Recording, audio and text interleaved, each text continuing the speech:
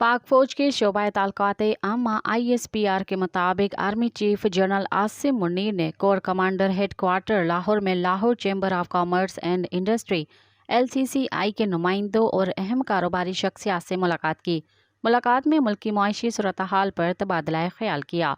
इजलास में निगरान वज़ीर आला पंजाब मोहसिन नकवी भी मौजूद थे। आर्मी चीफ ने खुसूसी सरमायाकारी सहूलत काउंसिल SIFC के अहम किरदार पर रोशनी डाली और इसके $100 अरब के काबिल ज़िक्र सरमायाकारी के इम्कानात पर भी गुफ्तगू की।